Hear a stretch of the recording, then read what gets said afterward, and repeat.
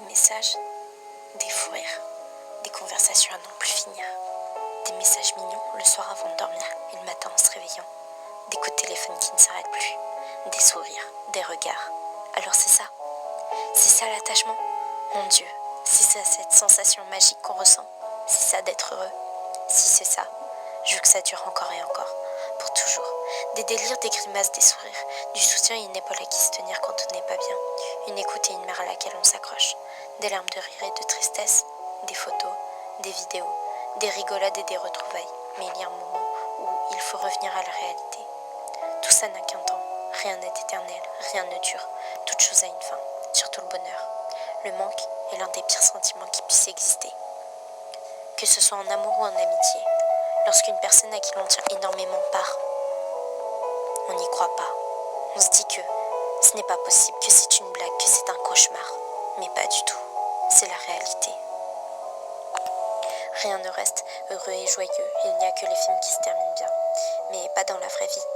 Le manque d'une personne est une chose terrible et dramatique au point d'en mourir, au point de se suicider. Les blessures sur notre corps se soignent, mais celles à l'intérieur sont difficiles à cicatriser. Cette personne nous manque tellement que ça nous rend mal. Le soir on hurle et la nuit on pleure. Ça nous fait tellement mal de voir cette personne partir. Le pire dans tout ça, c'est que l'on cache notre sentiment de tristesse.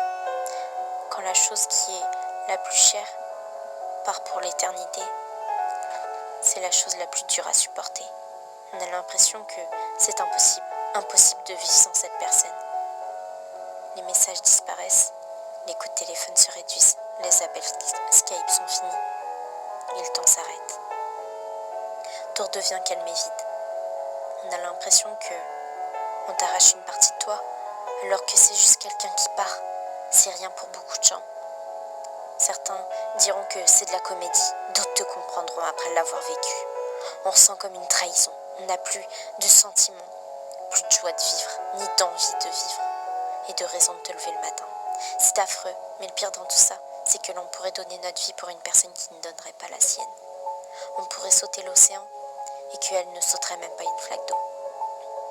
J'aimerais tellement que tu reviennes pour qu'on se couche à des heures inimaginables et qu'on explose de rire encore et encore. Parce que même si quelqu'un t'a brisé le cœur, quelqu'un d'autre te le recollera et te rendra joyeuse comme il t'a rendue joyeuse. Arrête de te morfondre. Arrête de regarder ces photos, ces vidéos. De l'autre côté, il ou elle s'amuse sans penser à toi. Allez, relève-toi et vis ta vie avant qu'il ne soit trop tard. Ne pleure pas pour des gens qui ne méritent pas tes larmes. Non, tu mérites mieux que ça. Et ce mérite, tu l'auras. Allez, lève-toi et remets-moi ce joli sourire sur ton visage. Arrête de te morfondre pour une personne qui ne ferait même pas un pas vers toi. Oublie cette personne, elle ne t'emmènera nulle part, sauf dans le monde de la tristesse. Oublie-la, écoute-moi. Je sais que le penser ou l'imaginer c'est difficile, mais ça sera le mieux pour toi. Allez, oublie-la.